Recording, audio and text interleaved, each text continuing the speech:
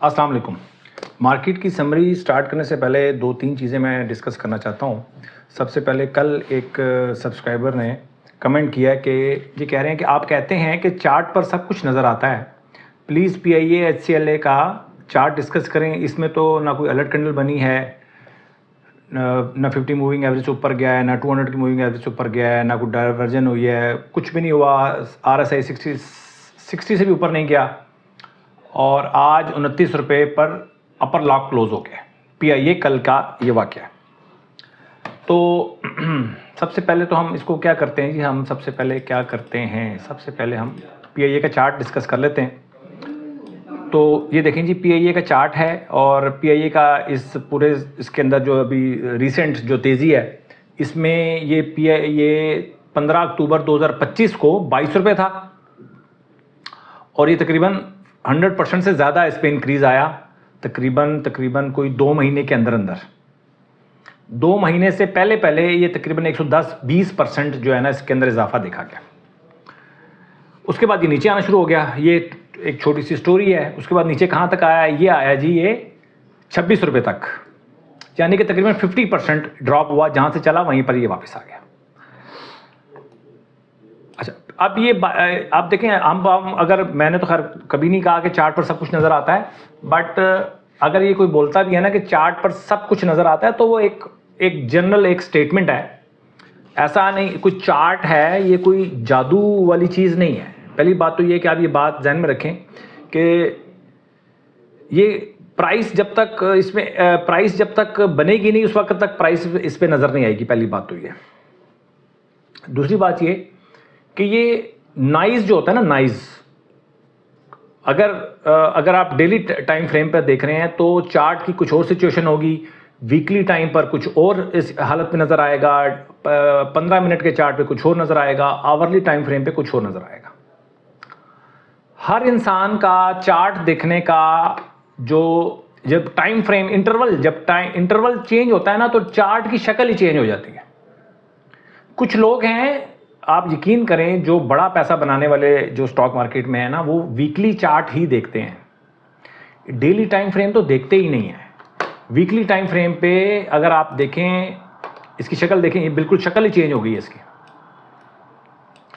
Weekly time frame पर बिल्कुल शक्ल चेंज है इसकी। देखें, ये पीआईए का चार्ट है, ये डेली टाइम फ्रेम पे ये शक्ल है इसकी, और मंथली पे अगर आप देखेंगे तो मंथली पे देखें, मंथली पे तो इसकी और ही शक्ल है। अच्छा खासा परफॉर्म कर रहा है मंथली चार्ट के ऊपर। तो हर इंसान क्या देखना चाहता है, क्या निकालना चाहता है, उस हिसाब से इंटरवल सेट होता है कि आप निकालना क्या चाहते हैं इसमें से, आप देखना क्या चाहते हैं इसमें से। आप वेरी शॉर्ट टर्म काम कर रहे हैं, आप लॉन्ग टर्म काम कर रहे हैं, आप वेरी लॉन्ग टर्म काम कर रहे हैं, उस हिसाब से इंटरवल सेट होता है, पहली बात। दूसरी बात ये कि नाइज होता है। देखें, जब ये स्टॉक था ना 30 रुपये पे, तब इसके अंदर एक तेज़ी आई। एक 30 दिसंबर को 10% का इसमें इजाफा देखा गया, और उसके बाद तकरीबन 31 दिसंबर को ये भी 7-8% ये ऊपर गया। 10% और कर लें आप। यहां पर अगर आप इस नाइस को तेजी समझते हुए अगर आप इंटर हो जाते, तो क्या होता, ये दोबारा वहां से 32 रुपए से ये नीचे लो लग गया 26 रुपए। कोई भी रेट बुरा नहीं होता, कोई भी रेट अच्छा नहीं होता। डिपेंड ये करता है कि वो उस रेट को देख कौन रहा है। ठीक है, कई दफा ऐसा होता है कि कोई स्टॉक जो है वो 30 रुपए में हमें अच्छा लग रहा होता है, लेकिन जो लॉन्ग टर्म इन्वेस्टर है उसको अच्छा नहीं लग रहा होता, वो वहां पे सेलिंग कर रहा होता है, क्योंकि उसकी बाइंग ही 5 रुपए की होती है, 6 रुपए की होती है।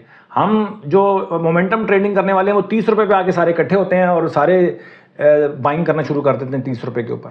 लॉन्ग टर्म वाले के लिए 30 रुपए वाली जो प्राइस है वो बेचने के लिए अच्छी है, लेकिन जो मोमेंटम ट्रेडिंग कर रहा है वो 30 रुपए के ऊपर जाकर बाइंग कर रहा होगा। तो ये एक ऐसी बहस है। अगर ये सारी बातें आपको समझ में आ रही हैं, तब आप समझ लें कि आप स्टॉक मार्केट को कुछ समझना शुरू हुए हैं।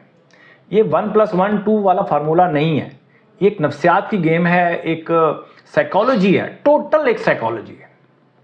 मैं दिन में बहुत सारे क्लाइंट्स को डील करता हूं। किसी क्लाइंट को मैं बेचने, एक ही स्टॉक को एक ही लेवल के ऊपर किसी क्लाइंट को बेचने का मशवरा दे रहा होता हूं, किसी क्लाइंट को खरीदने का मशवरा दे रहा होता हूं। क्योंकि उस दोनों क्लाइंट्स की कैटेगरी डिफरेंट है। ठीक हो गया सर? तो ये हो गया पीआईए। अब देखें पीआईए कल बढ़ गया, हमें इससे मसला नहीं है, आज गिर गया। अब मुझे बताएं कि अब एक दिन बढ़ गया अगले दिन गिर गया, हमें इससे क्या फर्क पड़ता है? हमारे जब पैरामीटर्स जब पूरे होंगे, जब हमारी पॉइंट्स पूरे होंगे तो हमने तभी बाइंग करनी है। मैंने कभी नहीं कहा कि हमारे कुछ पॉइंट से पहले जो बाइंग कर रहा है वो गलत कर रहा है, ऐसा कुछ नहीं है। हमारे पॉइंट से पहले अगर कोई बंदा बाइंग ना करे या कोई पार्टी का के बाइंग नहीं करेगी तो हमारी बाइंग ट्रिगर नहीं होगी। हम तो कहते हैं हमसे पहले सस्ता बहुत सारे लोग खरीद लें, हम खुश हैं। इसलिए कि हमारी जो स्ट्रेटजी है वो जब तक बहुत सारे लोग खरीद नहीं चुके होंगे उस वक्त तक हमारी स्ट्रेटजी काम ही नहीं करेगी। तो हमने बॉटम्स नहीं पकड़ने होते किसी भी। अच्छा, पहली बात ये, आप लॉन्ग टर्म इन्वेस्टमेंट कर रहे हो, आप मीडियम टर्म कर रहे हो, शॉर्ट टर्म कर रहे हो, कुछ भी कर रहे हो, पहली बात तो ये एक चीज जो जनरल रूल है ना, वो ये रूल है, कोई भी बंदा बॉटम पकड़ने की कोशिश करता है ना तो वो स्टॉक मार्केट में मारा जाता है। हमने बॉटम नहीं पकड़ना, हमें अपनी प्राइस से गर्ज होना चाहिए। अगर एक दफा प्राइस थी 5 रुपए, आपने बाइंग कर ली तो ठीक है, लेकिन जरूरी नहीं है कि तो 5 वाला स्टॉक 10 रुपए में बुरा हो गया, ऐसा नहीं है। या 5 रुपए वाला स्टॉक 3 रुपए हो गया तो 3 रुपए में बुरा हो गया, नहीं, ऐसा भी नहीं है। तो ये एक $1 मिलियन क्वेश्चन है। $1 मिलियन मतलब इसको आप डिस्कस करते रहें मतलब पागल हो जाएगा। लेकिन ये चीज़ें जो है ना इतनी ज़्यादा हैं कि आप इसको डिस्कस करते रहें, ख़त्म नहीं होंगी बातें। ठीक हो गया सर? अच्छा, और दूसरी बात ये कि हम अब ये स्टॉक गिर गया बहुत ज़्यादा, अब हमें जब तक हमारे पॉइंट्स जब तक पूरे नहीं होंगे हम इसमें बाइंग नहीं करेंगे। और ज़रूरी जैसे कि अगर मैं सिर्फ पीआईए में काम कर रहा हूँ ना, एक और बात ध्यान रखना, मुझे पूरे स्टॉक मार्केट छोड़ के अगर सिर्फ पीआईए में काम करना हो तो मैं टीकेटी इस पर नहीं लगाऊंगा, मैं कुछ और लगाऊंगा इसके अंदर। मैं हो सकता है मेरा इंटरवल डेली टाइम फ्रेम ना हो, कुछ और हो। तो मैं पूरी स्टॉक मार्केट में काम कर रहा होता हूँ तो मुझे अपना जो मेंटल लेवल है उसको थोड़ा सा स्ट्रेट रखना पड़ता है। और पीआईए जब तक आएगा हमारी लिस्ट में उस वक्त तक बहुत सारे स्टॉक्स हैं जिनमें हम काम करते हैं, वो आपके सामने अभी शीट आ जाएगी। सबसे पहले हम मार्केट का रुझान चेक करते हैं जी, KSE 100 इंडेक्स। आप देखें, मैं आपको शॉर्ट बता देता हूँ। 188,000 से ऊपर मार्केट अच्छी लगती है, 1,88,000 से मार्केट बहुत अच्छी है ऊपर। लेकिन ऐसा नहीं है कि 1,88,000 से तोड़ देगी मार्केट तो मार्केट बुरी हो जाएगी, नहीं। 1,88,000 से लेकर 1,80,000 के दरमियान मार्केट रह सकती है। चौपी मार्केट होगी, ना मार्केट अच्छी होगी ना मार्केट बुरी होगी। 1,80,000 के बाद आप समझ लें कि मार्केट में थोड़ा सा प्रॉब्लम स्टार्ट होगा, थोड़ा सा ज्यादा प्रॉब्लम तो स्टार्ट होगा जब 45 की मूविंग एवरेज तोड़ती है। लेकिन अभी जो फिलहाल थोड़ा सा जो प्रॉब्लम स्टार्ट होगा ना वो होगा 1,80,000 के बाद। तो चार्ट के ऊपर तो मार्केट काफी दिन तक अच्छी ही नजर आती रहेगी। ठीक है, कोई खुदा ना खास्ता कोई मसला ना हो जाए कि एक ही दिन में मार्केट 6, 7, 8,000 पॉइंट गिर जाए तो चलो 1-2 दिन में मार्केट का नक्शा बदल सकता है। बट नॉर्मल अगर जिस तरह मार्केट परफॉर्म कर रही है, काफी दिन लग सकते हैं मार्केट को मंदी में जाने के लिए। चार्ट की बात कर रहा हूं, तो इसलिए चार्ट अभी देखने का कोई फायदा नहीं है। अगर हम मार्केट के रुझान की बात करें, हाँ, आपका जो इंडिविजुअल लेवल के ऊपर जो पोर्टफोलियो है ना वो बड़ा मैटर करता है कि अगर वो उसका स्टॉप लॉस हिट हो रहा है भाई किसी भी चीज का तो उसको हिट करवाना है। दूसरी बात ये जो मेरा चैनल है ना, ज्यादातर लोग, मैं बातें कर रहा होता हूँ शॉर्ट टर्म मीडियम टर्म के हवाले से, बीच में थोड़ा बहुत लॉन्ग टर्म का टच होता है सिर्फ लॉन्ग टर्म का। लेकिन 95% जो बातें होती हैं वो शॉर्ट टर्म के लिए होती हैं।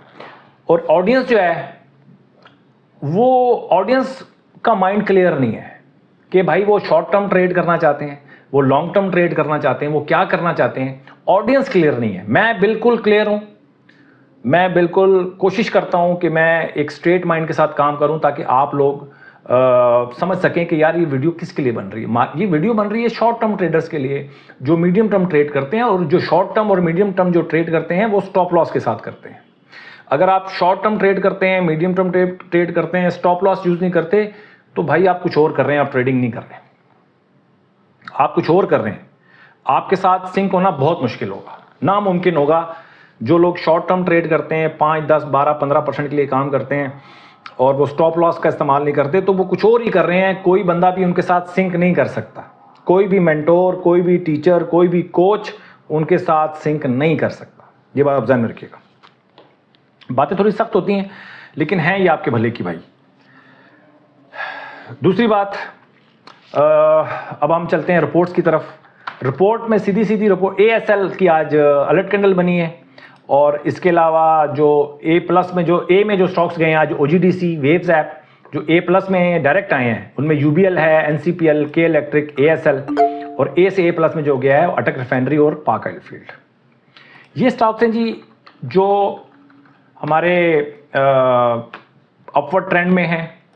अब अपवर्ड ट्रेंड का मतलब यही है कि ये जो स्टॉक्स हैं ये बेहतर परफॉर्म कर रहे हैं, और अगर आप शॉर्ट टर्म ट्रेड कर रहे हैं, मीडियम टर्म ट्रेड कर रहे हैं, तो इन स्टॉक्स में आपकी पोजीशन होनी चाहिए। ठीक है, और ये कितने रह गए हैं? बहुत कम रह गए हैं, 60 तक गए थे, अब रह गए 25। उसके बाद हम A और A+ की बात करें तो A और A+ में जो हमारे पास स्टॉक्स हैं वो ये हैं जी,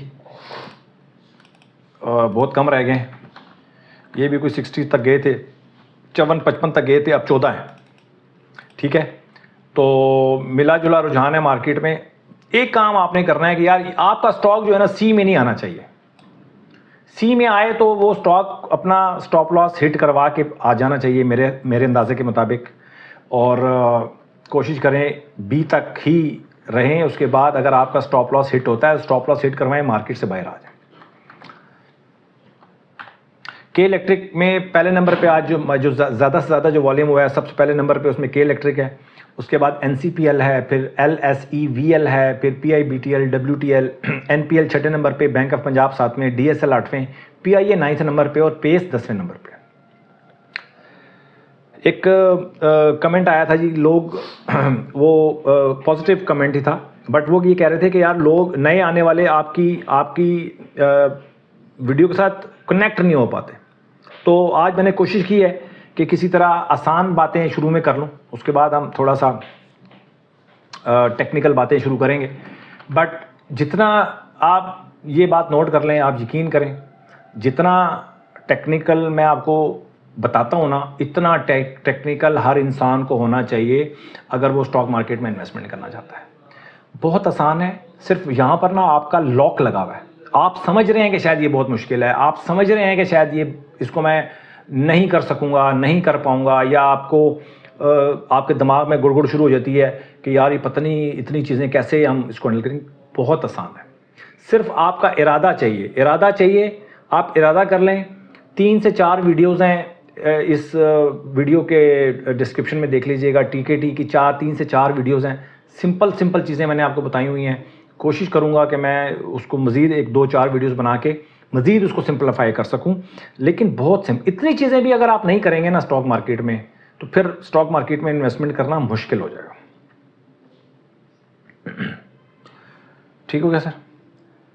अच्छा जी, इसके बाद हम चलते हैं जी, हम अपनी समरी की तरफ। आज 177 पॉइंट प्लस क्लोज हुई है मार्केट, और अगर हम बात करें वॉल्यूम की, तो वॉल्यूम ठीक है, इंटैक्ट है। कल 449 का था, उससे पहले 407, कल 449, आज 341। थोड़ा सा ड्रॉप हुआ है, बट वैल्यू ठीक है। कल 43 बिलियन का काम हुआ है, आज 40 बिलियन का काम हुआ है, और परसों काम हुआ था 42 बिलियन। तो ठीक है, इंटैक्ट है मार्केट, कोई मसला नहीं है। सेक्टर्स की बात करें, oil and gas, commercial bank, cement sector, इन्होंने पॉजिटिव कंट्रीब्यूट किया है। नेगेटिव में फर्टिलाइजर सेक्टर, टेक्नोलॉजी और पावर जनरेशन। कंपनीज की बात करें, UBL पहले नंबर पे, PPL दूसरे, पायनियर सीमेंट तीसरे नंबर पे, और नेगेटिव जिन्होंने कंट्रीब्यूट किया उनमें फौजी फर्टिलाइजर, मारी, हब पावर, ये फर्टिलाइजर। ये हमारी समरी है जी, छोटी सी, और उम्मीद है कि मैं वीडियो लंबी इसलिए करना चाह रहा हूँ कि यार कुछ चीज़ रह ना जाए, ठीक है। और चीज़ें रिपीट होती रहती हैं, और मकसद ये है कि आपको समझाना, आपका समझना। मार्केट बिल्कुल अपने मिले जुले रुझान पे है। आपका जो पोर्टफोलियो है उसका आपने स्टॉप लॉस लाजमी रखना है अगर आप शॉर्ट टर्म ट्रेड करते हैं। अगर आपने लॉन्ग टर्म ट्रेडिंग करनी है तो पहला रूल याद रखिएगा, अगर आप नए हैं इस चैनल के ऊपर, स्टॉक मार्केट में नए हैं तो भाई पहला रूल याद रखने कि लॉन्ग टर्म 50 और 100 के दरमियान आप कर लें, 50 से लेके 100% के दरमियान कहीं ना कहीं आपको अपना प्रॉफिट मार्जिन रखना पड़ेगा पर ट्रांजैक्शन। कितना? 50। तो मैंने वैसे ही आपको इसलिए कह देता हूं कि लोगों को बात समझ में आए। 100% सीधा कहूँगा तो लोगों को समझ में नहीं आएगी, अदरवाइज 100% भी बहुत कम प्रॉफिट है स्टॉक मार्केट के अंदर। ये बात आप जहन रख लें, पीछे से हिस्ट्री उठा के देख लें। जब स्टॉक बढ़ता है तो भाई 200, 300, 400, 500, 600, 800, 1000, 1200 पॉइंट्स, 1200% भी बढ़ जाता है। तो आपने तो 50 और 100 के दरमियान तो ये मिनिमम प्रॉफिट है। इससे कम पे अगर आप काम करेंगे तो स्टॉक मार्केट से कुछ बचा नहीं पाएंगे। ये मैं लॉन्ग टर्म वालों के लिए बात कर रहा हूँ। अपना बहुत ख्याल रखें, अपनी इन्वेस्टमेंट का ख्याल रखें, और जल्द अज जल्द, बिल्कुल मार्केट अभी अच्छे लेवल के ऊपर है, आप फैसला करें, अपनी कैटेगरी को डिफाइन करें, ताकि आने वाले दिनों में अगर कुछ मार्केट बहुत ज़्यादा ऊपर नीचे होती भी है आपको प्रॉब्लम नहीं होना चाहिए। ये आप वेन्यू यूज़ कर रहे हैं ना, क्या कहते हैं उसको, स्टॉक मार्केट। तो स्टॉक मार्केट अगर आप ये प्लेटफॉर्म यूज़ कर रहे हैं तो ये आपके लिए सुकून का बायस होना चाहिए, ये आपके लिए खुशी का बायस होना चाहिए, टेंशन का बायस नहीं होना चाहिए। यहाँ पर क्या होता है, मार्केट ऊपर जाती है तब भी लोग टेंशन में होते हैं, मार्केट नीचे जाती है तब भी लोग टेंशन में होते हैं। वो इसलिए कि उनका तरीक़ेकार को डिफ़ाइन नहीं है। अपना तरीक़ेकार को डिफ़ाइन करें और इस जर्नी को एंजॉय करें। ये मेरा मकसद सिर्फ ये है। बाकी पैसा आने जाने वाली चीज़ है सर, इसके बारे में मैं कुछ नहीं कह सकता। बट ये है कि कुछ भी टाइम आप गुजारें ज़िंदगी का, उसमें एंजॉयमेंट होनी चाहिए, उसमें सुकून होना चाहिए। Thank you very much.